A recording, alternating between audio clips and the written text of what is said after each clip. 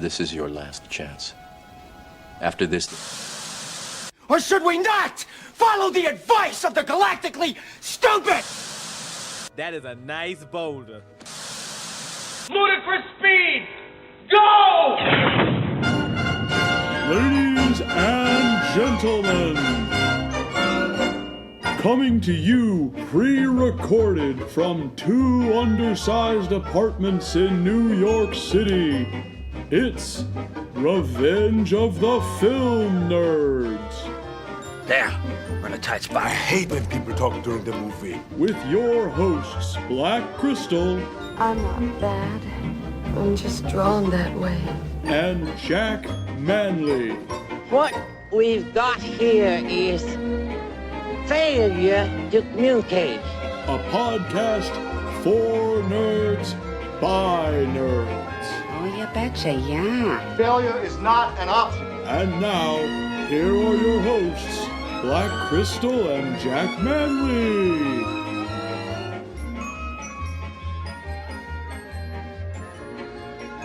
Hello, everybody, and welcome to another episode of Revenge of the Film Nerds. I am so excited to bring to you this special one. It's still spoopy season for us right now, but you listening might be just after spoopy season, so I think you'll appreciate it too. It is a classic that we're getting into, but let's bring in the homie first, the one, the ordinary, the extraordinary, my man Manley, Jack Manley. How's it going?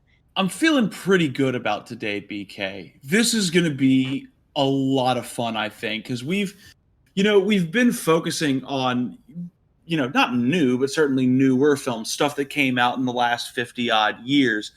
We're finally turning back the clock just a little bit and getting into a true classic. I'm so excited. I'm not particularly a fan of classics. Like, we're going to just put that out there off top before we even let you know what this one is on, right? And by classics, I'm saying, like, when I say classic, this is what I think. I know, Jack, you're going to have your prestigious example, but for me, it's like, it's black and white. It's a little bit old, black and white. It has that filter, that little grain. Yeah, those are all classics to me. Okay, so I mean, forgive me for thinking that imperfections are beauty, but this, oh my goodness, is a beautiful film, as disturbing as it is. But BK, we had to close out spooky season on something really special, and I think we're doing that because today we are taking a look at Psycho from 1960, produced and directed by Alfred Hitchcock, based on the novel by Robert Bloch, and musical composition, very critically for this film, by Bernard Herrmann. BK, it's a great film to have shared with you because you had not seen anything Hitchcock before this. So one, no, nothing Hitchcock. So I'm like, I have no idea what I'm getting into.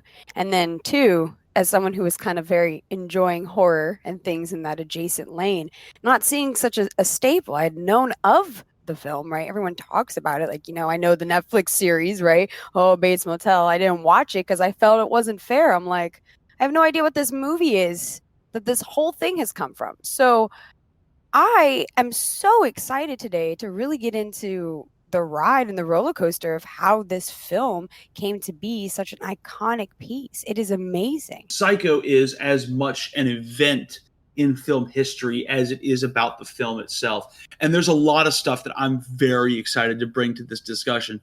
But before we get into it, without spoiling them, BK, because this is a tough prospect for this film. Can we do the BK synopsis without spoiling things for our listeners? I think we can. I think this one is going to be rough. All right, here we go. BK synopsis time. In the middle of nowhere in California sits the Bates Motel, a lodging unlike any other. While its caretaker, Norman Bates, comes across in a fable but lonely man, the motel and the house on the hill above hides its secrets of dark, grisly secrets. Oh, that is crazy. That is a series of dark, grisly secrets. And among these mysteries is the condition of Norman's mother, an exacting, harsh woman who presses down on him with a lot of cruelty. While Norman's guests come in and they carry their own demons, we discover that there is a little bit more than they bargained for in this forsaken place. Will the truth of the Bates Motel be too much to bear? We could all go a little mad sometimes. So you gotta throw that in there at the end. Okay, you're giving him one of the famous quotes, but you've skirted around things really nicely there. I appreciate that. It's one of those movies where, like, you didn't realize there was something going on there a little bit more. And for it to be not revealed, I think is very important. So I'm glad we did it that way. And that fits into the history of this. Is this film and its twists are something that were very closely guarded and very finely worked on from the get-go. But this whole thing starts, BK, rather tragically with a very horrifying incident in the history of the state of Wisconsin. Now, are you familiar with the name Ed Gein? Heard it before. Somebody, I mean, it was like a bad guy. Like, that's all I know. I don't know much. I'm sorry. I'm the worst. Oh, yeah. Really bad. About as bad as they get. Now, America has, for a long time, like a lot of places, we have a fascination with violence, particularly in this country with serial killers. Ever since H.H. Holmes created his Hotel of Death in Chicago during the World's Fair, serial killers have enjoyed a certain amount of notoriety. And Ed Gein, though not technically fitting the definition, was, as a murderer and grave robber, a subject of much fixation. In 1957, he, being known as the Butcher of Plainfield, was found to have murdered 2 women and robbed graves from 3 cemeteries in his hometown in Plainfield, Wisconsin. Now, on the face of it, these are gruesome crimes in and of themselves, but it was the nature of the crimes, that he would dismember bodies, that he would make paraphernalia out of corpses, things of that nature. You know, Whoa. Chotomate, Jack. I'm sorry. I found a new crime that is far more gruesome than I could actually imagine. Like, what prompts a guy to grave rob? And then not only do that, you're thinking maybe like items or things like that. Maybe there's a value that was within it, but we don't really do that here. Not anymore. So you're telling me he would dismantle the bodies and make like things with them? Like, this guy is gone. He was gone, and his trial was a subject of much debate because he was initially judged to be mentally unstable and unfit for trial, and then there was an attempt to try him later in the 60s, but ultimately he was judged to be criminally insane and therefore unable to be tried. So he was institutionalized once he was caught. But he has served as the inspiration for several projects. He was the inspiration for the original Texas Chainsaw Massacre. He served as the basis for Hannibal Lecter in Silence of the Lambs, a film that keeps coming up when we talk about film history, especially with this month. But he really was the biggest influence on Robert Bloch's novel Psycho, from the acts that he committed to the fixations that Ed Gein had on his mother as a source of conflict and strife within his life. And so Gein's murders, as gruesome, as horrifying they are, they served in that way that serial killers always seem to in our popular culture. People became fixated on the nature of the crimes, and it spawned a whole slew of creative work. And Psycho was no different. But Psycho, getting off the ground when it did, was kind of an amazing thing in itself, because BK, we were right now at the end of the proprietary age. As we talked about when we discussed Seven, this was right around the time when the production code of Hollywood finally fell away. So a project like Psycho kind of was beginning to serve as a canary in the coal mine for a new age of more expressive and freer filmmaking.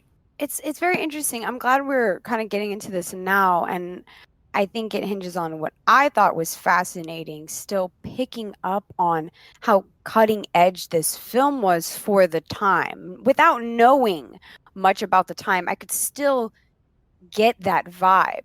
And I know that's very, very weird, and we'll talk about it more as we get into here, about the things that this film does that is really like controversial as well, Jack. It was extremely controversial, but Alfred Hitchcock, the director and the Hollywood legend, he did not shy away from controversial material and never had. And so when he and his assistant, Peggy Robertson, discovered this novel upon reading a review of it in, I believe it was the New York Times Book Review, Hitchcock got his hands on a copy of it, read the gruesome details of the story, and knew that this was his next project.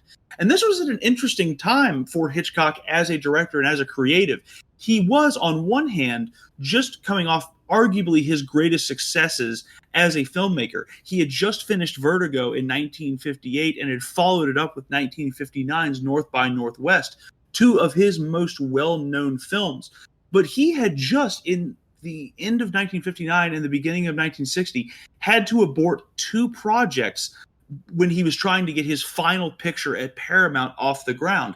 In particular, he was slated to do a picture with Audrey Hepburn in early 1960. Oh, wow. But her pregnancy meant that he had to scrap that project and look for something different. So Psycho literally falling into his lap as a novel was a godsend. And he became so determined to do the project that he ordered his assistant to not only help him buy the rights, but to buy up as many copies of the novel as possible so that its secrets could be held as closely as possible while it was being made. Oh my God, no way.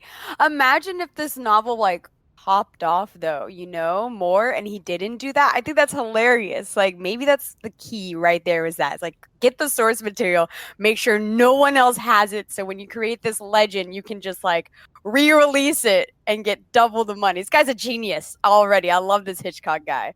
Well, the amazing thing about it is that it was really not even under consideration as a property in Hollywood. When Peggy Robertson called over to Paramount on Hitchcock's orders to get coverage of the novel to see what the studio thought of it, Paramount had not even read it. And point in fact, as the project got going, it became clear from the outset that Paramount hated everything about Psycho. They hated how the novel was overtly violent. They hated that there were broad discussions of pornography and sexuality and occult in the novel. There were all these things at the end of the production code that were suddenly permissible, but no studio was going to almost be suicidal enough to cross over those boundaries and to do things on film that had not been done before. It wasn't really a time in which these studios felt comfortable pushing out that boat, but Hitchcock was insistent upon persisting with this project. Wow. Wait, whoa. So I understand that, right? We talked about that a lot, about the types of things that this movie does with your, the promiscuity, having, women like not even fully clothed, shower scenes and things like that were like never done before. So I can only imagine how much of that is still within the original source material. Now, that is a crazy guy. Like, you got to have the cojones to even try and ask the studio off top. Like, let alone now I'm seeing this. I'm like, so he must get turned down. So how does he still have the cojones to go through with this when he isn't having any support, Jack? Well, initially when he went to Paramount, they wouldn't even give Hitchcock his usual budget. He even argued that he would be willing to waive his own fee and do the project on a budget with Paramount. He insisted that the studios were booked. So Hitchcock, understanding that the industry at the end of the 50s and the early 60s was in a slump, he forced Paramount's hand by coming to them with a very detailed and specific offer. He would not only finance the film himself, he waived his own payment in lieu of a stake in the film's actual negative, which turned out to be a genius move. And when Paramount did agree to distribute the film, they were dead set on not having it made on their lot. They were very uncomfortable with it. And they were uncomfortable with the fact that Hitchcock had left the studio to do North by Northwest at MGM. So Hitchcock decided, in a stroke of brilliance, he was going to use his crew from his television show, Alfred Hitchcock Presents, and he was going to work with them to shoot on the lot of Universal, where he would have his next and final picture deal. So it was a production distributed by Paramount, made by Hitchcock's Shamley Productions, and filmed at Universal Studios. And in a fun bit of trivia for you, BK, because I know you're a theme park person, the backlot tour at Universal Studios in California, yeah, the Bates Motel on that tour is the actual Bates Motel. It's still there. Oh, wow. Oh, my gosh. And I have another reason to go to Cali. So cool. And I kind of want to go back to one thing, too. You were saying that he waives the payment in lieu of stake in the negative. So explain to me what that means, though, because that's like, is that the same like deal as like owning like your masters, like in music? You know what I mean?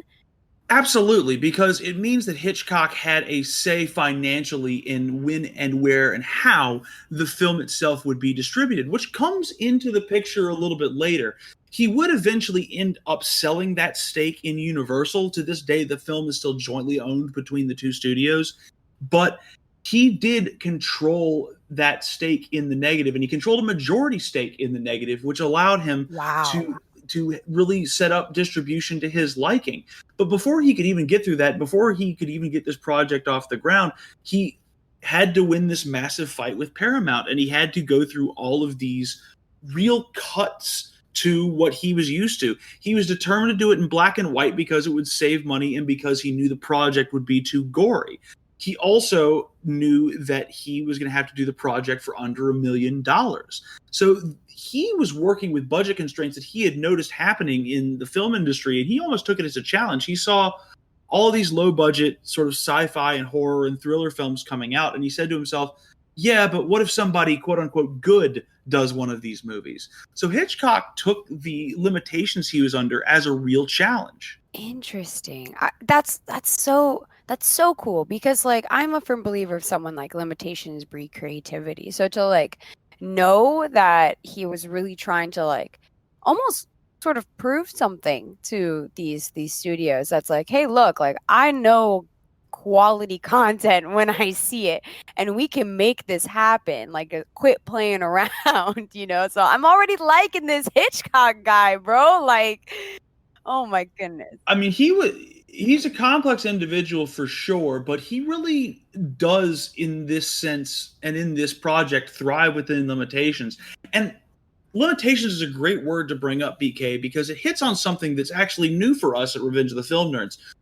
Somehow, in our first 8 episodes, we really avoided talking about works that had been adapted from source material. Other than The Nightmare Before Christmas being based off a poem, this is really the first time we've talked about an adapted work. And so the limitations of changing this novel to be not only acceptable for 1960 America, but also to be acceptable to the censors and acceptable to the studio, and to make the novel less severe on screen and flesh it out better. There was a whole process that he went through with his writer, Joseph Stefano, in order to get this film off the ground. There were a lot of details in the book that they wanted to change, BK. Oh, snap. I mean, I think that would make sense, because now I'm looking in on the side. I'm like, okay, this novel that stood out to me. I was like, I had no idea this was a novel. Now, it was more gruesome in the novel, or was it really the characters? Because those were the two things I could think that might be different. It's like maybe the characters were slightly different. There was actually a little bit of both in that context. For one, during one of the murders that happens in Psycho, which we'll get into, the most famous murder from the film, the victim was supposed to be beheaded in the novel, and Hitchcock was pretty unequivocal that he was not going to show that type of gore in one of his films. He was not going to shy away from murder and other subjects that he had tackled in previous material by any stretch, but he certainly wasn't going to beat the audience over the head with it. And then there were also very strict character changes, particularly with Norman Bates. In the novel, Bates is a deeply unlikable guy. He has a drinking problem. He has a very specific interest in the occult and in aberrant pornography. In a lot of ways, very similar to what John Doe ended up being in Seven. And Joseph Stefano really didn't like how that played out in the film. He felt that Norman Bates's character would work eminently better if he was made into a much more relatable human being, somebody that the audience was going to identify with in terms of their problems, not as being aberrant, but as being familiar to them. In that same vein, the character of Marion, played in the film by Janet Leigh, only took up 2 of the 17 chapters of the original novel, but her character obviously was greatly expanded in this film. And in cutting out other parts of the film, particularly love scenes between Marion's sister Lila and Sam that happened later in the novel, they almost by accident ended up elevating the role of women within the film's script. So there were quite a few changes that I think make the film a much easier thing to approach and therefore be engrossed by. I think it was a very positive and very well thought out adaptation process. I think that's so dope. To kind of side tangents though, about adaptations, right? Like typically us nerds here, we're very much stands for one-to-ones in general. We really like the material we see kind of matching the source original material.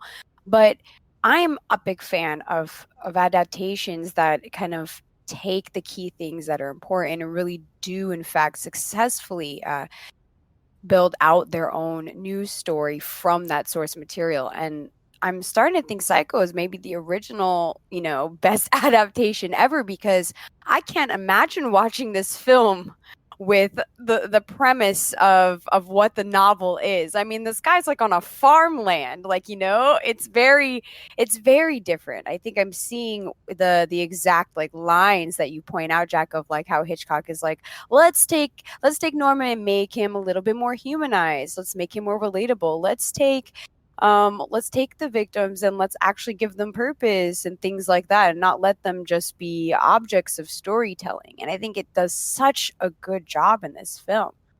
At the end of the day, I think what it comes down to, in my view, is that Hitchcock really did not want to put Ed Gein on the screen. He wanted to put his own view of that kind of psychosis onto the screen.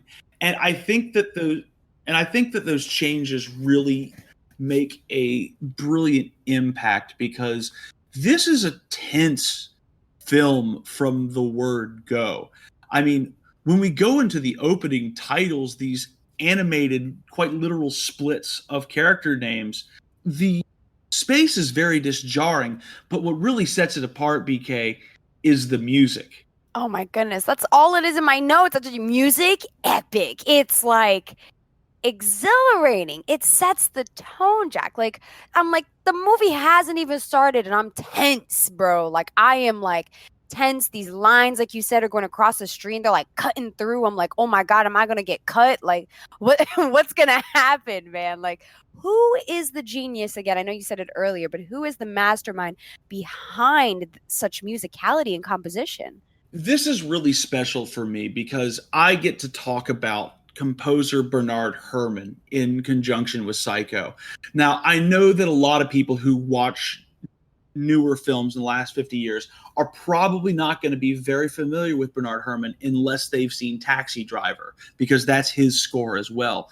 But Bernard Herrmann is extremely influential and probably the most important film composer in history, because he is the bridge between traditions. Now, back in the day, you had great composers at the early ages of film like Max Steiner and Leonard Bernstein, people who could create these great cinematic scores that would bring you into the essence of a film. Look no further than Max Steiner's score for King Kong, which is just such an impressive, overwhelming orchestral arrangement. There's a brilliance to it. And you hear that, and then you think about the modern composition, stuff like John Williams, where its music is done very specifically in individual pieces as movements and cues, as music that shifts throughout a scene to embolden it. And it's hard to see that through line. And that through line is Bernard Herrmann. He was really the first composer to come up with this idea that subtle shifts in music, what we really know as cue points in the technical term, these shifts in music and tone from individual shots within a scene, these little moments of subtlety in music could change the complexion of a film for the better. And he used that to maximum effect. Like, just as I'm ranting about it, let me just give you just a quick rundown of what his compositions include. He did Citizen Kane, The Magnificent Ambersons. He did the Twilight Zone series, The Day the Earth Stood Still, Vertigo, North by Northwest, Journey to the Center of the Earth, Psycho, the original Cape Fear, Jason and the Argonauts, Torn Curtain, the Lost in Space series, It's Alive, Taxi Driver. I mean, what more do you want? This man's work, this body of work is genius, but Psycho might be the most important composition he ever did. Hitchcock himself said when he was asked about Herrmann's score in this film that 33% of Psycho, at least, is Bernard Herrmann.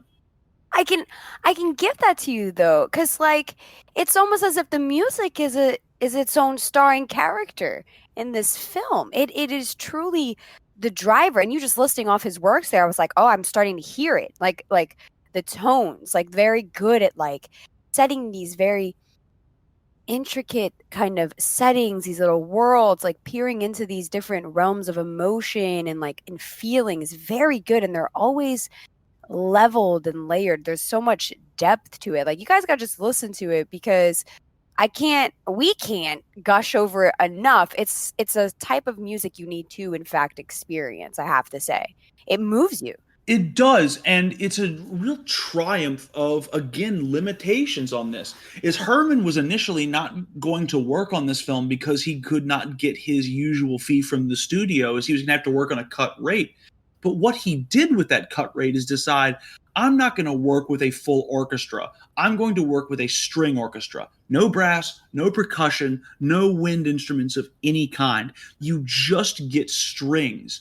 And the effect is so haunting and jarring throughout the film that, as we mentioned with these opening titles, by the time they're over, it's a slow burn to start the film, but by the time the opening credits are over, you're already tense. And this slow burn, what could normally drag in a modern film, just doesn't. It can't possibly drag in the first 20, 30 minutes of this film because of what Herrmann has created.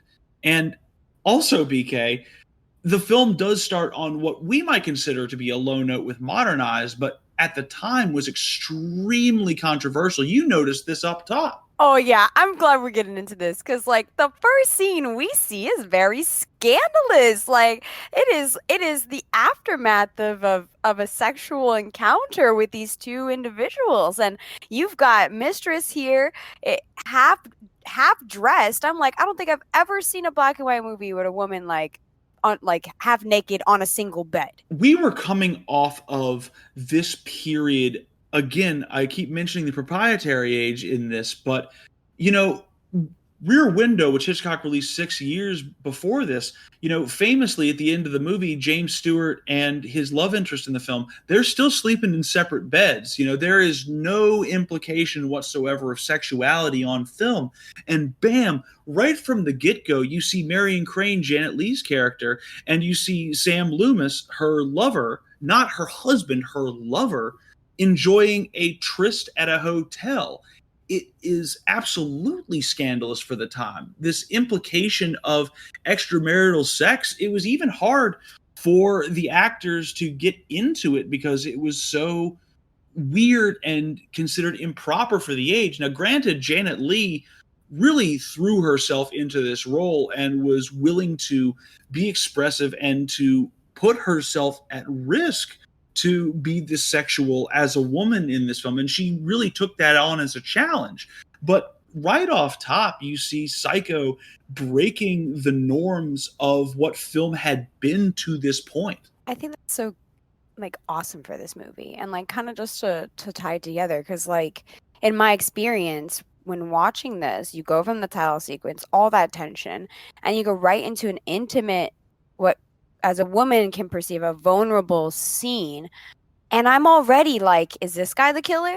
I'm gonna be honest, I'm like, this girl's gonna die, it's gonna be him. Off top, I've spent 5 seconds looking at the scene. He's talking about his lover and he's all swaggy, he's putting on the Mac, they're speaking very risque, not even talking around the point. I feel like they were being very blatant with how flirty they were being for the time. Jack, what was that line again?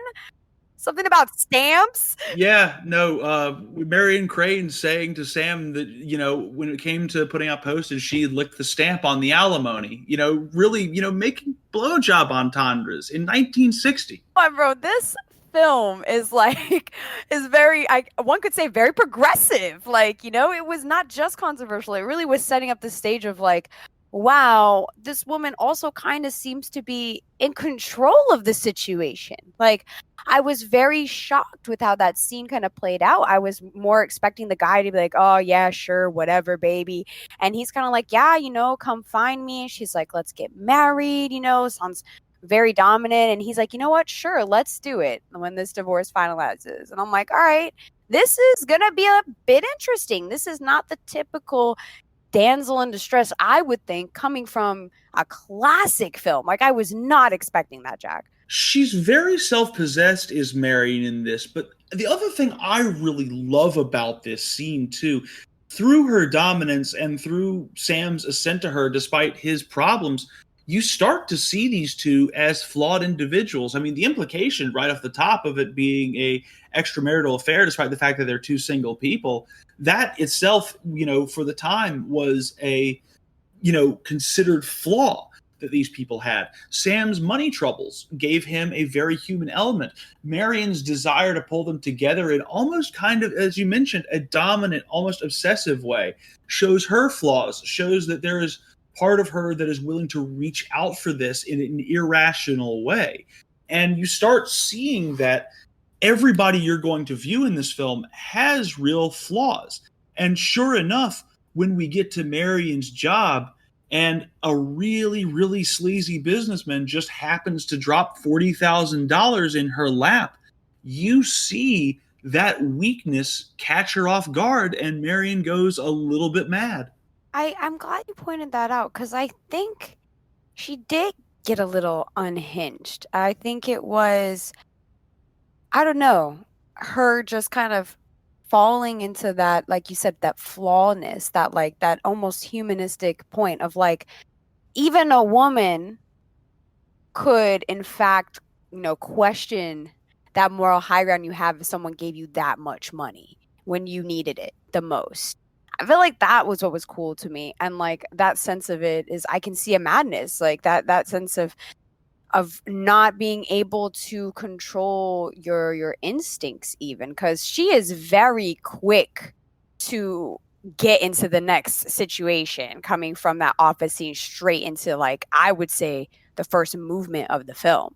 Oh, 100%. It's a really interesting sort of moment of weakness. You don't see Marion as this duplicitous, conniving person. Far from it. You see her as a person that just happens to have a real strong affinity for somebody and who's made this horrible mistake because she thinks it's going to end up helping them.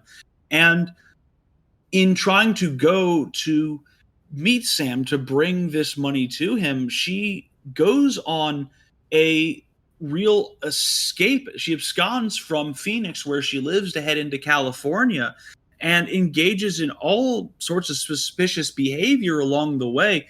And BK, what you noticed in these scenes, I think I'd love to hear you go off on, is through this flight away from the scene of the crime, Janet Leigh, Marion is not saying a lot here, but she's being so expressive in other ways that you picked up on immediately. Oh my gosh, I think that is what is so good. I think about old school films, one, but her specifically, she has this way of how she acts with her eyes that really just tells the story. Like, this woman doesn't have too many lines. It's not like she doesn't speak at all, but she really doesn't. She has more conversation with her gaze than the words she says. Like, micro movements of her handling things, and like so many things go wrong as well on this crime of passion, we're gonna call it at this point. She's a really bad thief, BK. Tell me about it, Jack. Tell me about it, please. This woman. Oh my goodness. Getting spotted leaving from the crime off top? Like, what, Jack? Like, I knew it was downhill from there. She gets seen by her own boss leaving Phoenix, and, she gets followed by a cop when she's on the run. She switches cars and is all sorts of suspicious in buying a used car from this lot, is literally strong-arming the salesman to sell her the car. But there's something that I want to focus in on, that when you talk about Janet Leigh acting with her eyes and her expression, that I think is really important, because it fits into something that was a truism about Hitchcock when he worked with actors, is whenever Hitchcock would start a production, he would tell every actor he worked with, listen, I am happy for you to improvise in any way you feel you need to act. You are the actor. I trust you to deliver a great performance. But my camera is absolute. So every actor that he worked with and every shot he's ever worked on in any of his films, the actor in that shot was constrained by the frame. They had to move with the frame. They had to be in those close shots the way that Janet Leigh was in the car and on the run to work with his frame. And so what Janet Leigh comes up with in this means of being expressive is nothing short of just monumentally great acting work.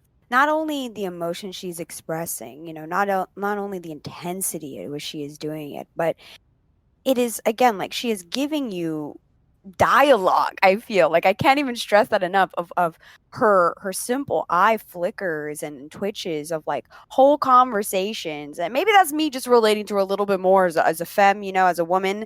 I can resonate those eye rolls and twitches being like, I know exactly what she's saying right there. But she does it intentionally. Like when you're watching a character, it's like this is meaningful. These have reasons. These are actual responses. Every twitch, every glare, every long held out gaze is meant with a purpose. And it only gets better from the start. But when she is running away from it and she has those car scenes, I feel like is when you see it the most, because she's really like contemplating her inner thoughts and her mistakes, like you said, Jack.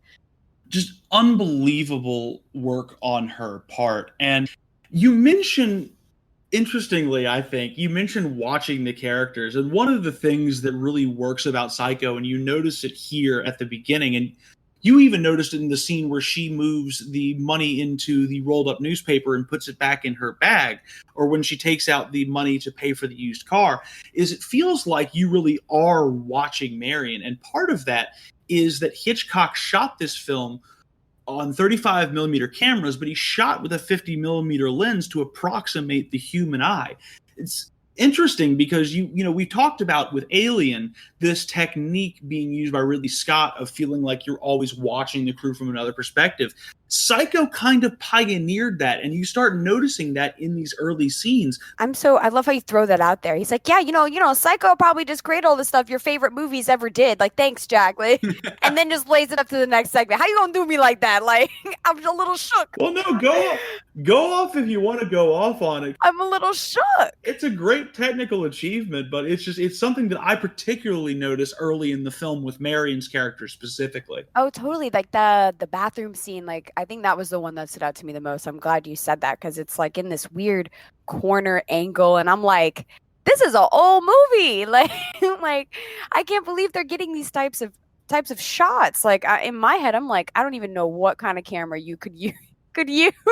How did you get in? It's not a real bathroom. It must be no walls. Like it has to be a fake bathroom. Like they're so good.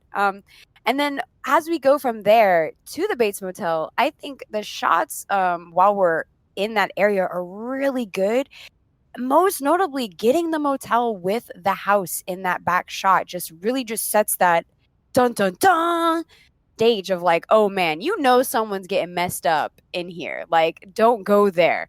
Like, I don't even know if I'd be more scared seeing in color or not. Like, this is when I started thinking about those themes when we finally got to the motel, because I was like, I know we're gonna get to a motel, Jack. That's all I know. I know nothing about this movie but a motel and a murder dude. Okay, like somebody dies, people die. So we get here, and I'm like, all right, when is the die-in? I'm braced. I'm not scared. I'm tough. I got this. Jack, I still screamed, didn't I? Mm-hmm. Oh, absolutely. But before we get to those screams, though, there is the setup. I mean, firstly, she comes across this hotel in the middle of a driving rainstorm. This very ominous place. It's a series of cabins down by the road, but there's this very, very sinister house on a hill overlooking the whole thing. Like you said, you can tell that this place is bad news from the moment you see it. And incidentally, there's a funny story about when they started shooting this, when you talk about the way in which Hitchcock really worked to control the elements of his sets, because he was a master of working on set or working on a soundstage or working on the lot. When they were shooting this, the AD, who was new to working with Hitchcock, he thought he had set all this up so brilliantly. They had the rain going. They were getting ready to deliver this menacing opening shot of the Bates Motel. And Hitchcock shows up to set, and he looks at the AD and he says, well, I'm sorry, but I don't think you've set this up very well. The AD looks at him perplexed. He's like, what are you talking about? And Hitchcock just points in the sky. And in the middle of this driving rainstorm that they've set up is a full moon. So what they had to do is they literally had their grip department, because this is the dedication that Hitchcock showed for stuff like this, to make sure they got this menacing pitch dark night. They literally had grips follow around the moon and block it off in camera the entire night of shooting. Shut the fuck up, Jack. Are you kidding me? Are you serious right now? Hitchcock was the most exacting director in terms of how finite his work on set was in history. The only person who comes closer, who's comparable, is likely either Steven Spielberg or Stanley Kubrick. But that's the level of proficiency and technical prowess you're dealing with. And so he knew this had to be menacing. It had to be this menacing place. And it really, really does aid this, because you do sense this danger, but there's a release valve a little bit, because this is where you meet Norman Bates, and Norman Bates is kind of different in all the ways that he could be from Sam, her lover at the beginning, where he was this brash, braggadocious kind of guy. Norman Bates is a really kind of meek, very sad character, played to perfection by Tony Perkins. I know, I kept calling him an incel, and I was like, maybe that's not PC. Cloister, I think, is the way I'd put it. Yeah, he was very sheltered, very, very kept to himself. You could see that, this person off top in the first few sentences, Norman Bates doesn't need to say much, but just by the character's mannerisms, you can tell that this person doesn't particularly excel at maybe human interaction, or doesn't have it a lot. As someone who is very meticulous, but also kind of kind-hearted. There was always this weird innocence and kind-heartedness you kind of get, and I think that's what makes him so different from Sam's character as well. Like you pointed that out, Jack. It was just such a different character on screen. We had seen men before, tough, swaggy, savvy, the police guy who's strong, the salesman, all these men. Now we see Norman, and you're like, oh, okay, I can get this guy. I can kind of relate to him. And he really is very taken by Mary, and you can tell that there is a level of attraction and comfort there for him. And it seems like all is well. She gets checked in. It seems like it's a, perfectly nice place despite the kind of ominous air.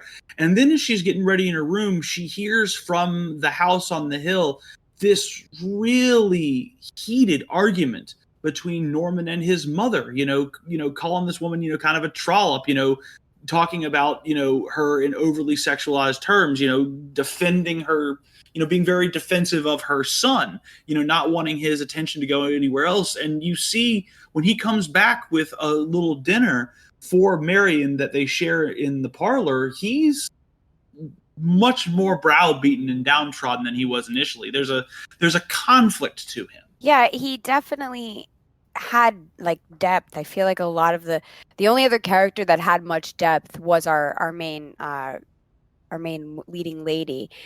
Then you get Norman, you're like, wow, he has actual depth to his character. You're like, okay, cool. What's going on with his life? I wanted to know him. I really wanted to be in that conversation.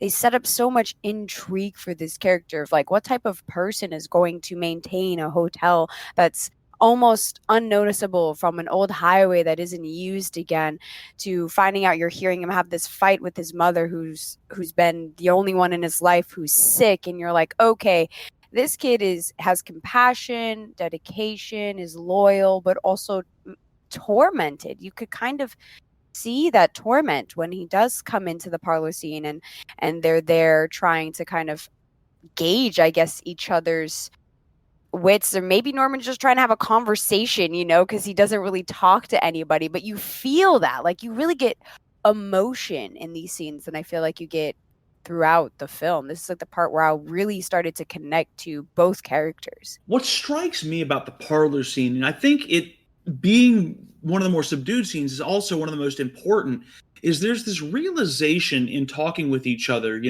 with Norman getting heated and Marion, doing what she can to, keep him calm and to assuage his worries. There is a real understanding between the two of them that in their own different ways, they're trapped. Marion has put herself into this trap by stealing $40,000 and going on the run in a fit of passion. Norman is trapped by the circumstances of his mother's illness, wanting to leave her, but he can't. He has to do his duty, as he says extremely famously, a boy's best friend is his mother. You understand that he's trapped by his relationship with her, and it's this beautiful moment for a couple of reasons. Not only because you get those personal touches that make you relate to both Norman and Marion, it's Marion's only real opportunity to be very maternal and caring towards somebody in the film. It's the absolute opposite of how she is to Sam. And you almost are wondering if there's a romance angle to this film. Is she going to choose between Norman Bates and Sam Loomis? Is that going to be what comes up in the air? And you also see this change in her. You realize that she can't run anymore. She has to go back to Phoenix and make things right. And this conversation in the parlor, understanding these traps that she sets for herself, or that people set for themselves. She knows that she can't be a part of one of those traps, and she's going to go off, rest, and she's going to make her way back. But before, she can, get to bed, there's a couple of things that start showing you that this motel is not the place it seems to be. The first of those is the peeping Tom scene. Oh man, I was like, no way. Because you get a little hint of like, oh, the room he put her in is a specific one at the entranceway when he's like hesitant on the key he chooses. And I'm like, oh, this is weird. And you find out quickly it's like he's got this little hole through the wall covered by a painting that he can peep into that specific room. And it's like a perfect angle of like right in front of the bathroom too. Like, you are nasty, man. Like, it is, ooh. And incidentally, this is a great scene. If you want to know what a genius Bernard Herrmann is, go and look at this scene again, because there are ever so subtle shifts every shot and every moment in this very subtle peeping Tom scene that make the air ominous and make the air really creepy. And it's a beautiful setup to create this air of unease, because we're finally here at maybe the most famous scene in horror history. Janet Leigh, in deciding to go back to Phoenix, she gets into the shower and she is washing away the sin almost. She is content for the first time in this film, knowing that she's going to correct things. And then the door of the bathroom opens, the curtain is pulled away, and Mother stabs her to death repeatedly. Now, BK, this is the most controversial scene from Psycho. It was the hardest scene in Psycho to film. It is the most famous scene. It is the most debated scene. Like, this is, in so many ways, this scene is one of the most crucial things to ever happen in film history. My past me, the only thing I knew about this movie was there was a toilet. Nobody told me anything else. Okay, so honestly, I pride myself on not being spoiled, but this scene, that's the biggest fact I have, is it's the first time there was a toilet scene in film at the time, which is crazy because she's in there and no one's talking about the fact that there is a woman actually showering on film. Like, I don't know why people aren't talking about that fact because that had never been done before, like you said, Jack. So to go from that scandalousness to then a murder of your leading lady, I'm sitting here like, bro, I was Jack, I was talking about her dying. I was like earlier, I was like, if she goes, if she dies, it's fine. I'm okay, I'll be good. Let her die. But you thought she'd be dying at the end of the film. That's what tripped Yes, I was like, what? Literally not even 10 15 minutes later from that comment, this girl gets clapped in the bathroom, and I'm like, all right, that's what time we on? Like, we have an hour left of the movie. Like, what is going on here? Hitchcock, baby, slow down.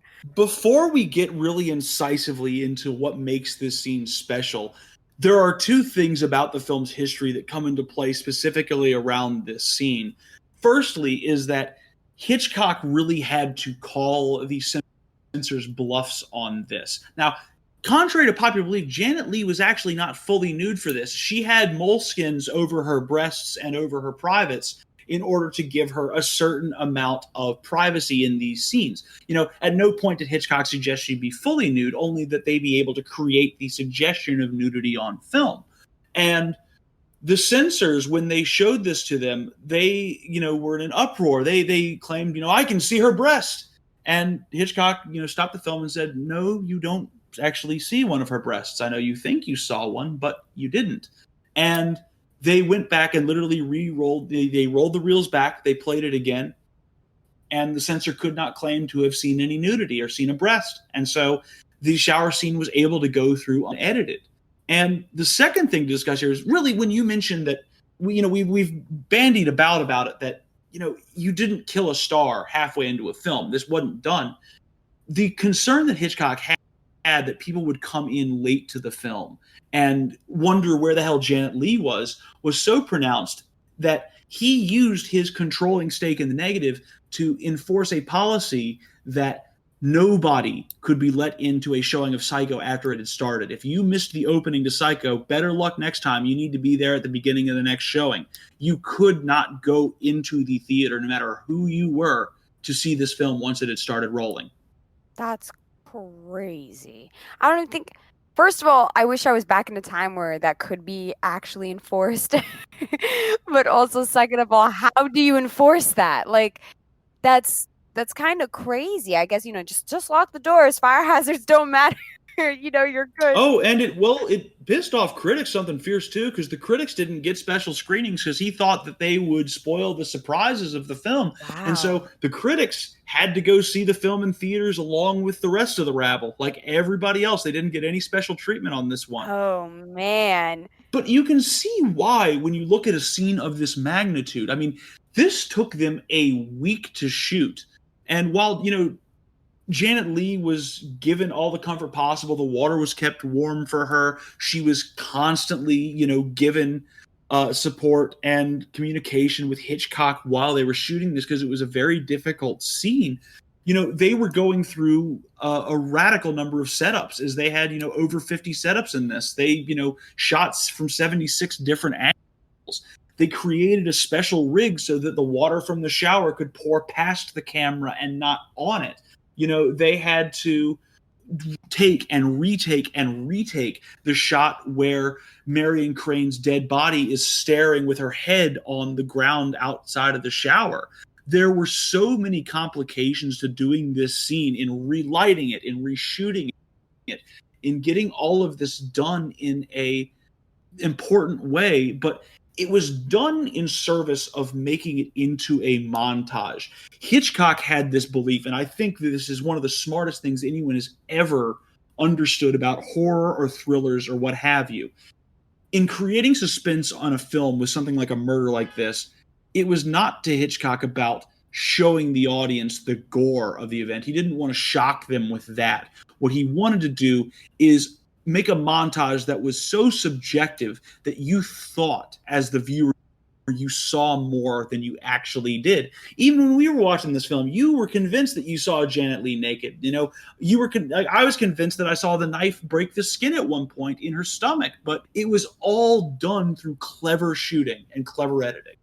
So amazing. Like, I can go back, I'm like replaying it, and I'm like, no, you're right. I didn't see no boobs. Like, you totally right. Like, I don't think we actually saw the knife go into the body, but you see like things that remind you of blood, right? In the aftermath, there's what it looks like is blood, which you told me wasn't blood, but what was it in that scene? Chocolate syrup, baby. Chocolate syrup. It looked better on black and white than the actual fake blood that was used by Hollywood for black and white films. Wow. So I feel like just to like, highlight the nuance that has been put into all of the detail work in this film is just crazy to me. And again, that scene is a very like traumatic scene. So I can only imagine how difficult as the actress like could have had while trying to like film those retakes, get those shots, get those poses. Cause like when she's on the floor dead up, like that face, like not blinking, you can see her like barely even breathing. Like it's so intense. God bless Janet Leigh for being as dedicated as she was to this film and taking the constraints that Hitchcock had her under as a challenge. She tells a story there's a great making of documentary on this if you can find it. When she was on the ground with her head against the floor, when she had to keep her eye and her face completely still to be a dead body, as she was getting it retaken, the moleskins on her body started coming off and peeling away, and she understood that this meant the crew was going to get a view of, well, everything. And she believed that the shot was so important to get that she said in her own words, let them look, because she's working. And it's amazing to hear her being willing to sacrifice her own autonomy in that way as an actor to get the performance done. It's not something that should ever be expected of an actor, but for Leigh to do that it's unreal to me. It's hard to fathom. For those of you who are watching it and you see that scene, I mean, I'm like, the movie's over. Like, this is it. Roll credits. Roll credits. Like you said, Jack, you were like, yep, end film, you're done. But no, right? We go from that scene, which uses silences after the amazing score, uses silences very well. Oh, man. We talked about the shower scene, and we didn't even talk about the scoring in the that music. moment. That's what I was saying. I was like, the music is great. Like it literally just is, like you're dying. Death is coming. Once again, BK, this is another moment of great collaboration between Hitchcock and Herrmann, because initially they weren't going to use Herrmann's scoring for this scene, and Herrmann insisted that Hitchcock try it at least once with the famous shower scene music in there. And when it was put in, Hitchcock liked it so much that he doubled Herrmann's fee. That's what I'm talking about. Yo, Hitchcock about to be my boy. All right, this guy is crazy. It's so the more you get into this scene, the more you understand why it's so famous and why it's so genius. And brilliantly, as we move on through the story, this murder committed by Mother is used as this real humanizing moment for Norman Bates, because he discovers the body and is horrified by this act, but he's compelled to protect his mother and cleans up the murder for her. And no hesitation, right? He's doing it like, again, which made me feel some type of way, because he's doing it like he's done it before, and you're like, huh? But he comes running from like the house. Like he comes in, he sees what's going on. He's like, yo, what's up? Does the thing, and is very like meticulous again, like takes all of the belongings, like to the point where we both were like, is he going to forget the newspaper? And doesn't forget the newspaper, which is crazy to me. Like that would be the one clue that people would need it. The newspaper carrying the money that she hid it in. Like that's the crazy thing about this scene, is that what you and I thought the movie was about in the first 45, 50 minutes of the film is emphatically made clear that it's not what this movie is about. Norman Bates doesn't even realize that he's putting the money in the back of this car with the body. And, he rolls the money into the swamp with this car. Like, he's disappearing the first 45 minutes of the film. The biggest setup, the biggest debate of my life. They're like, oh, you thought this was going to be like, a chase type, money race type thing. Oh, it's so scandalous. A woman stealing money. Like that. It's irrelevant. The money is gone. He had no idea. Only you, the viewer, kind of have that knowledge, which is pretty funny, kind of going into the latter half of the film. It is, and it's interesting because while it's made clear that Norman Bates is the focal point of this film as this guy who is trapped in this horrible situation, running cover for his mother, you see the consequences of Marion's flight start to come back. I mean, the first things first is that Marion's sister, Lila, goes and confronts Sam Loomis about whether or not Marion has run to him, and it leads this private investigator, Arbogast, to both of them. And they realize very quickly that Marion has, disappeared somewhere in her flight. And it leads Arbogast to the Bates Motel not long after this. It's this next kind of wave of plot, like, after you is so like jarring to me. The next wave of plot is so jarring to me because the car goes into the swamp and you're like, again, movie over. You're like, how are we going to make this relevant? And I think it's a really strategic callback to the thoughts that our leading lady is having when she's in the car on her way to the hotel, of like playing out the scenes of what she thinks is going to happen back home.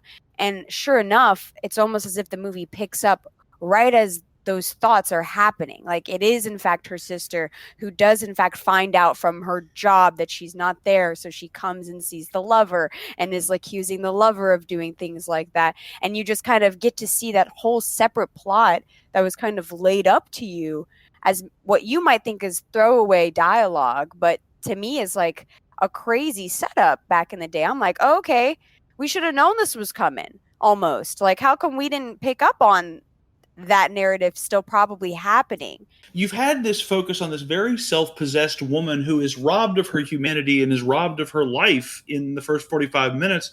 And almost immediately, you were introduced to Lila Crane, Vera Miles' character, and you are given immediately another self-possessed woman who is not defined in that traditional sort of Hollywood way. It's, she is not about, falling in love with any characters or anything like that. She's not deferential to the men. She's the active one getting this investigation sparked. And when Arbogast shows up, making it clear that he's been, following her and been trying to get in contact with Sam, Lila's the one that, compels him to, go look for her, to, really be dogged on the search and to stay in contact with them. It's very interesting to me because I'm not used to seeing from this era these kind of self-possessed female characters, but they're in Psycho throughout the film. Oh, totally. It was kind of refreshing.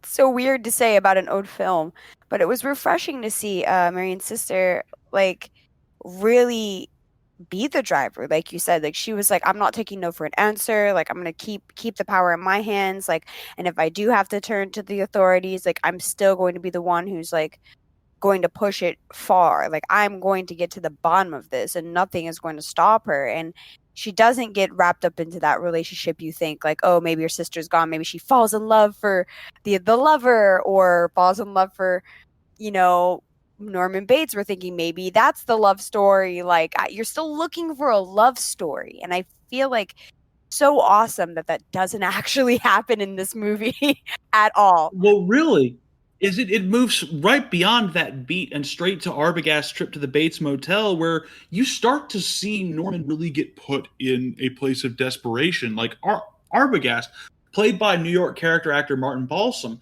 he really has Norman in real discomfort. He is starting to, in a brilliant choice by Tony Perkins, who ad-libbed this, he starts stuttering, where he's, very passively chewing on candy when Arbogast shows up. His jaw becomes more active and more tense as Arbogast's questions sort of narrow it down a little bit more that, yes, Marion was here. And, there is a mother up in the house and, trying to keep Arbogast from going to speak with her. And you really see, it's the first sense you get that the walls are closing in on Norman and his mother. And it makes them both a little bit desperate. Arbogast drives away from the motel, tells Lila and Sam that he hasn't really found anything other than that Marion was there and that he's curious. And he decides to go back and sneak into the house to try and get a word with Mother. And in what I think is the scariest scene in the film, Arbogast meets his end at the hands of Mother. And just this unbelievable shot at the top of the stairs, BK. That was so funny. It's a good shot, but also it's a pretty bad shot when he falls, I'm just gonna say. I tend to disagree on that because it's a callback to a technique he used at the end of one of his early films, Saboteur, when the primary antagonist falls off the Statue of Liberty. Is they had to figure out a way to create the effect of falling without actually, doing a stunt like that. It just wasn't feasible at that time.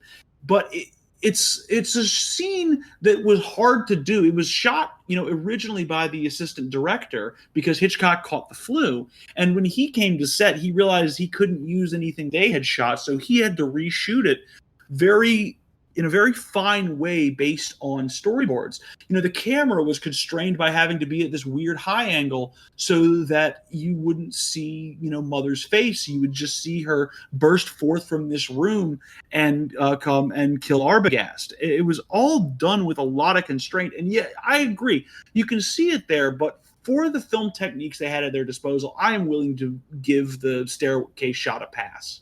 Okay, I give it to you then, knowing that, because I didn't know that. And then by corny, I mean it just is like it's that. Oh, you're not wrong. I understand its necessity. Like, it wouldn't have had such an effect if we didn't see Arbogast fall down the stairs and it be such a realistic kind of kill. Honestly, like, it would have seemed too phony, like the whole situation, because you're very much waiting. You're like, oh man, he's in the house, like, and you're like, yo, that mama's crazy, like he gonna die. And just like at that beat before you're expecting it, it does in fact happen. I think that's why it's more frightening than the first kill, because it gets you right in that sweet spot when you've like let your guard down for a second, and boom, it happens. Oh man, it's so well executed as a scene. It does. I'll give you that it is a little bit dated, but I just think the execution of it is so well done in how it ups the stakes of the film, because it forces Lila and Sam to go to the sheriff, where they learn that there was a tragedy at the Bates Motel a decade ago.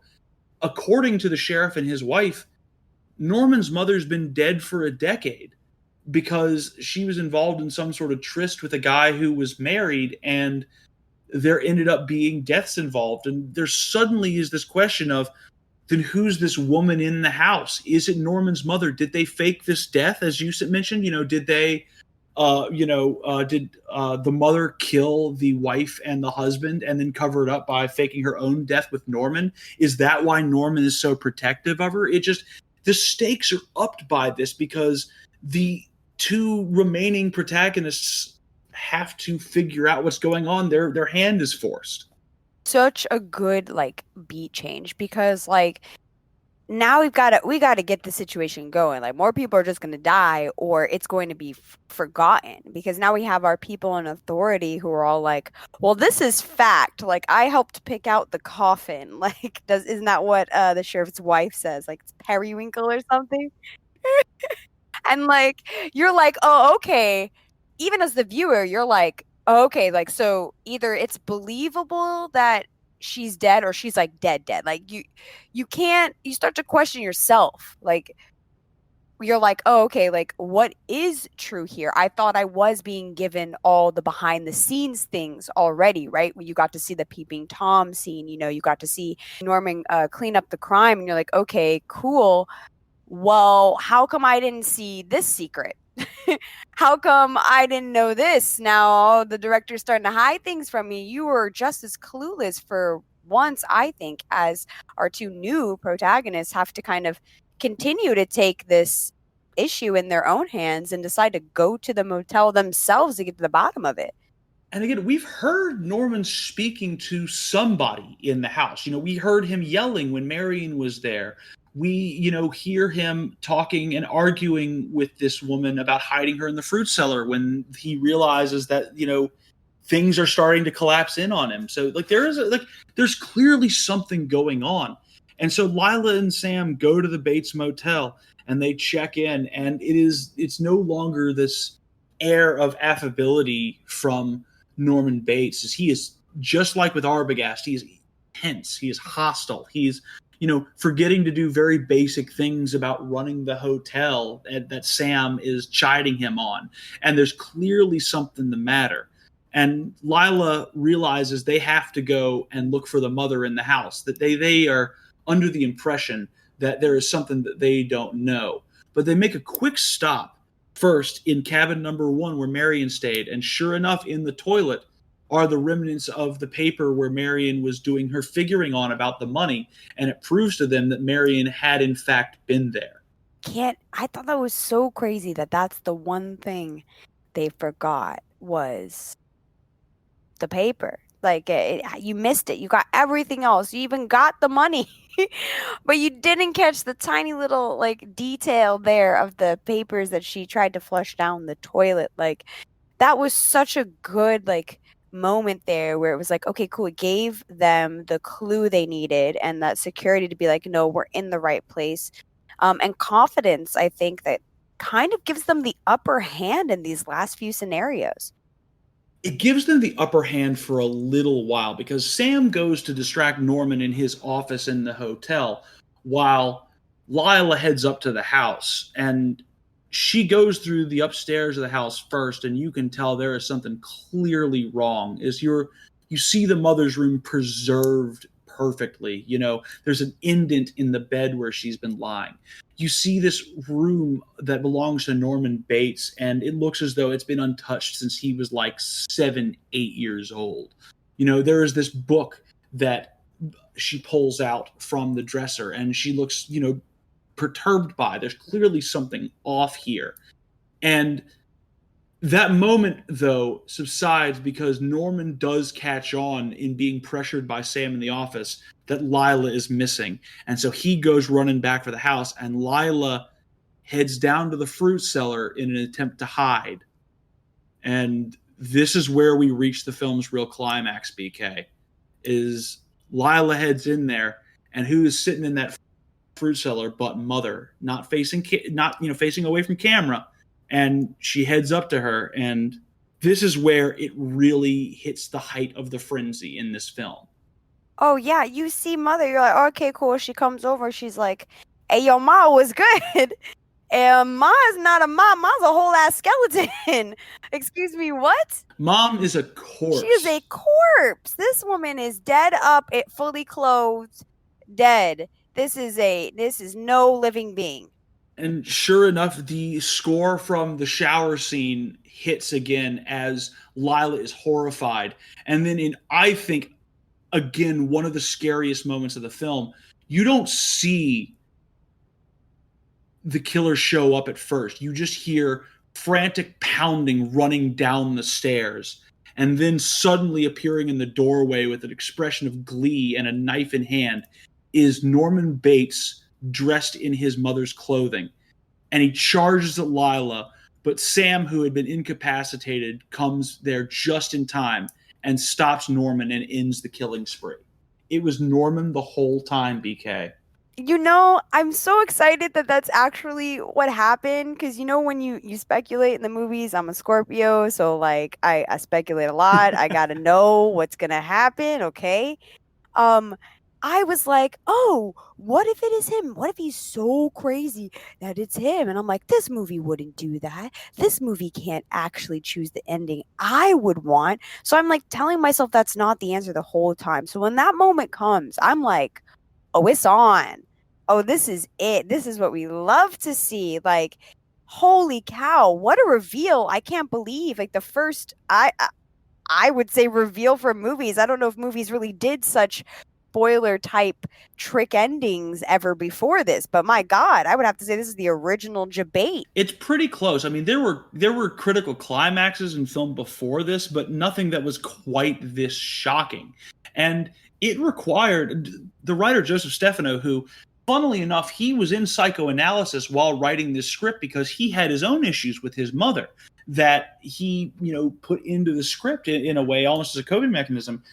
He and Hitchcock had conversations about his psychoanalysis, and they had both decided that there was a need to explain to the audience what had happened. There is this brief moment to decompress towards the end here where Sam and Lila are with the sheriff in an office where a psychiatrist explains what happened with Norman, explains the psychosis, that this man, after his mother's death and after the way in which sort of violently she was ripped away from him, he was in denial about the circumstances in his grief. And so he let his mother's personality become a part of him. As the psychiatrist puts it, he was only ever half Norman or all mother, and the dominant personality finally won out.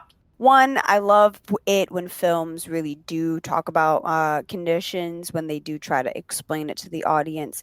And then two, I like crazy villains. Like, you know what I mean? Like, as soon as I saw him, I'm like, yo, this is like the premise of like the Joker even. Like, he had that type of crazy, that unhingedness that, you know, people who like weird shit like me really like.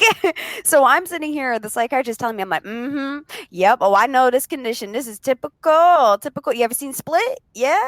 Shamalama Ding Dong? Yep, that movie. I was like, he'd be doing some weird stuff too. I was like, I see why Psycho now is such like a staple, or such a pillar of inspiration for so many works, because when you get this explanation now, it's realism. It's showing you, wow, like when crimes like this are committed and someone is so mentally lost in their ailments, you will have to deal with a scenario where it is more of a mental issue than it being merely just a crime. And the people in the room that are there when the psychiatrist is explaining it, even our two protagonists who technically bring Norman down, are like, well, you know, did we get him? Like, is he going to jail? You know? And you don't really necessarily know at the start.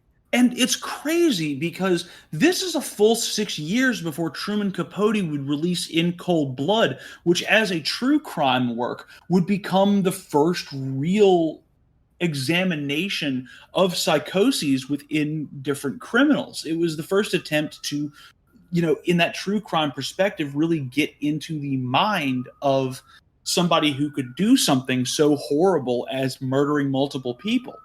And it's so interesting to hear it discussed very pragmatically. You know, you hear the psychiatrist say, you know, he didn't get the truth from Norman. He got the truth from his mother. There's an acceptance of how broken he is. There's even an amazing moment, and I think this is a little bit of Hitchcock's influence as well, where somebody in the office brings up the idea that he was a transvestite, and the psychiatrist corrects him, is that it wasn't about, you know, dressing up in women's clothing to enjoy himself or to feel at one with himself. He did that because he was so broken that he needed to take on the role of the mother.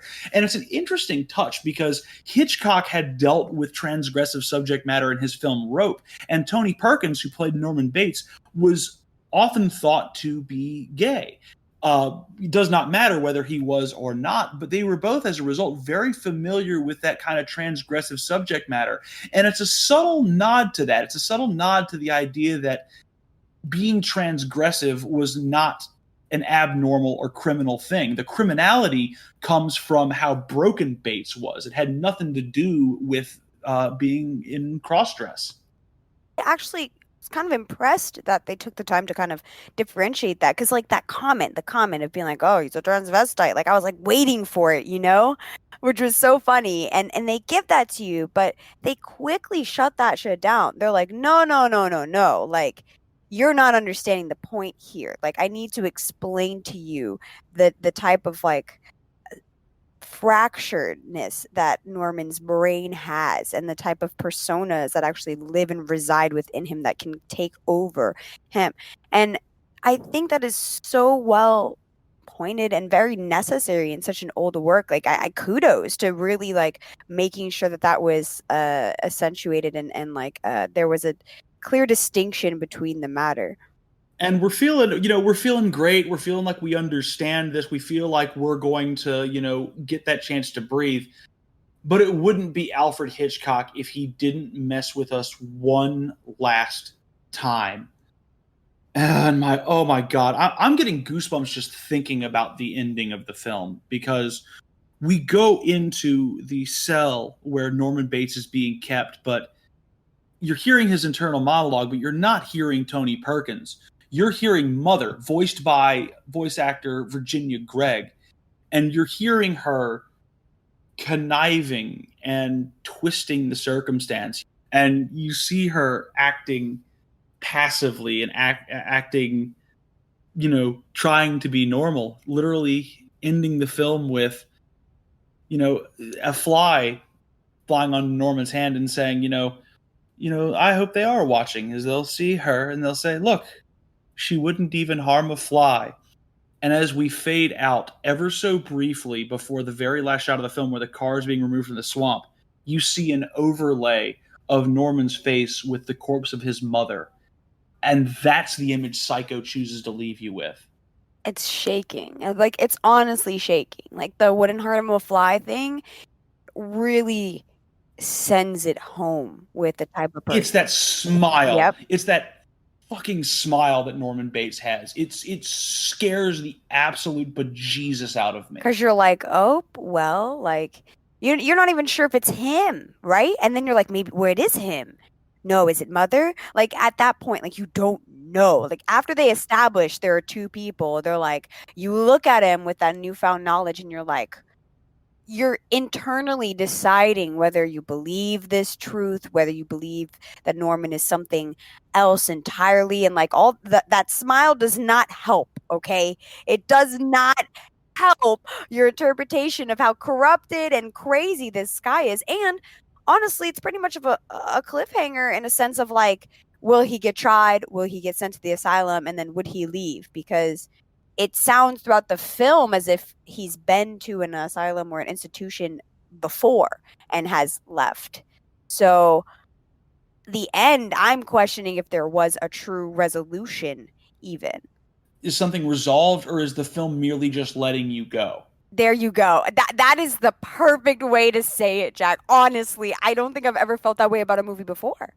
I mean, it's a seminal movie because of that attitude, and it's something audiences responded to and continue to respond to this day. Like, people were, seen running from the theater when this came out. Like, they were so scared, but the people who made it through would, almost be, with coming out with a sigh of relief, with a little bit of a laugh of, that kind of thrill that you get from being at the amusement park. There was a real universality to this film that made it a cultural touchstone. I mean, if we're going to go over the impact of Psycho, BK, this film only up and created the whole modern horror genre. Honestly. In horror, there is before Psycho and there is after Psycho. There is a very clear line drawn, and Hitchcock's the one that put it there. I mean, 3 years after this, the first splatter film, Blood Feast, would come out. This film was arguably the first psychoanalytic thriller. Maybe we should have given this a lot more credit when we were reviewing Seven. This film was arguably the first slasher film. It directly influenced Halloween. There was a Sam Loomis in that film played by Donald Pleasance. And, oh yeah, Jamie Lee Curtis just happens to be Janet Leigh's daughter. Oh, wow. I didn't know that. I was saying that last night. I was like, yo, this is pretty much like Halloween. Like, this is Mike Myers. Like, what? Like, I see it. Direct influence. Oh my gosh. We talked about it. Where do you think the idea of Jason's mother comes from? That psychotic, overbearing mother. Like, this is the template for that. The implied, and then we get further away just from horror. The implied nudity and the use of violence was something that you had not seen on film like this ever before. These risks that were taken changed the freedom that individuals had to use those elements. It opened up the floodgates for that. And, in the specific minutia, the shower scene, we've talked it over and over, but it and its score are maybe the most referenced and parodied elements of film history ever. There is just so much about Psycho that remains eminently relevant even to this day. It's such an achievement. And if you haven't seen it, it's the 60th anniversary of the film, and I promise you, even though it is a 60-year-old film, it has not aged a day, and it will thrill you as if it is new. That's exactly what I was gonna say, Jack. I'm like, dude, this movie, it in fact does hold up. It is. We've watched some things where we're like, oh, okay, maybe that was a little rough to get through, or maybe that was dated, but honestly, it holds up. It is a very, very good film. And I think this is a natural segue to get into it. Like our ratings, I know we've been fawning over it, Jack, but I got to know, what number are you actually going to give this film? It's a 10. I didn't think I was going to give this a 10. My experience with Hitchcock is I always sort of fell in love with Vertigo a lot more closely when I was, going through film school, when I was growing up. That was the Hitchcock film that really spoke to me. And in going back and watching this, this was the first Hitchcock film I ever saw. I saw it when I was about 12 or 13 years old for the first time. I don't know if I realized how much I love this film, how unbelievable it is in its execution, how earth-shatteringly important the scoring is and the suspense is, what an impact it had on the industry. And in going back and watching it and seeing how tight it is as a film, seeing the mastery it was made, seeing the dedication of somebody like Janet Leigh and somebody like Tony Perkins to make this project work, knowing the constraints it was made under, it's a 10. It's a 10, BK. It's a 10. Okay. So I hesitate just a little bit to also give it a 10, but it is in fact 9.5 if that's even fair. I don't know why. I might as well just call it that. But I call it like I see them. Again, a little bit of corny things there which put it down, but I get that it's the time. I find that appreciation. I think finding out how it was created definitely solidified its place as it has to be a 9. I don't think giving it anything underneath that is giving it justice for what it does for cinema. But personal taste there is where that little point or 0.5 discrepancy comes. And I will have to say the lead up to the hotel is a bit long. It is a bit long. I love from the first kill on and the pacing from there makes sense, but the beginning and establishing it definitely is something you have to be invested in seeing where this goes. I think if it was shortened down a little bit, like the whole car and the whole cop scene never really made sense to me. Like I didn't get if there was going to be a callback to it, which kind of didn't truly happen. But I understood the importance of setting up our main character and building her up to get to that point. I can see that now. But for me, just a little bit too drawn out at the beginning. But everything else, my guy, phenomenal. And then for a classic, I know I keep saying that, Jack, but for a classic, bro, I don't like black and white films. Is not my thing. This was it, bro. This was it. Entirely fair. I can see where those points would come away. I will fight back a little bit on that just because it gives me one more chance to talk about Bernard Herrmann. Okay. Something I did not mention up front that I do want to mention again about the first 20, 30 minutes. That's when the score is at its most fraught and its most suspenseful. It's like Herrmann understood that part would drag a little bit, and he needed the score to help Hitchcock bring things to the Bates Motel, to bring it to those great moments that we all remember. And so I'll give Herrmann credit there, because even though I will concede that there are moments that it does drag, again, this film is almost as much his as it is Hitchcock's. And I think that those little moments he provides are beautiful. And it's just... Yeah, I agree with you. It'd be impossible to rate this under a 9, but for me, complete 10. I totally respect your 9. Hey, I thank you and appreciate you. And I guess without further ado, we got to tease them for what's coming to them for the next episode, Jack. So hit them with them. Let them know what we got lined up. We have had so much fun during spooky season with Seven, with Nightmare Before Christmas, and now Psycho. It's almost fate that we lost Airplane because we really got this focus on the Halloween season, and it's been a blast. But we're moving out of spooky season. It's coming to an end, folks. And, we're giving way to November, which is traditionally that time for family. And I thought, what better way for us to usher in that change of season than with maybe one of the most acclaimed family films of all time. And not only that, BK, it's a film that's going to let you and I both play to our strengths because guess what? It's got live action, but it's got animation too. I'm talking about Robert Zemeckis' Who Framed Roger Rabbit. Oh my gosh, I'm so excited. This is so epic. I cannot wait. I literally have not seen this since I was a kid. Like, I can recall scenes. So I am so friggin' hyped to watch this as an adult and watch this with you and actually get into the nitty gritty about this, because this movie, Who Framed Roger Rabbit, is probably one of the most iconic, like you said, of all time. So we're going to get into it. It's going to be amazing. And you know where you can find us when you're not listening to us. And that's on Twitter, RFN_podcast, and Instagram as well, Revenge of the Film Nerds. Check us out there. We'll give you all the deets when we can. But let them know, Jack, where they can find you if they just want to hang out and check out what you're doing. Absolutely. You know, if I'm not hanging around BK's Discord with that good community keeping me through this pandemic, you'll find me doing my thing on Instagram and on Twitter and on Facebook at Manly Jack Manly. And you'll find my boys and girls in the locker room at WUW Wrestling doing their thing on Instagram, on Facebook, on Twitter, on Twitch, wherever you want to find them at WUW Wrestling. And that's where we've got our stuff going on. Now, BK, I told them about your Discord, but where else are they going to find you? Oh, you know, I'm out here on Twitch, I'm on Twitter, I'm on Instagram doing the thing at Black Crystal. You know you guys are around. You know who you are, fam. Thank you so much for listening to us, and we cannot wait to bring you some spicy content next week. So please, thank you for listening, and we will see you next time on Revenge of the Film Nerds.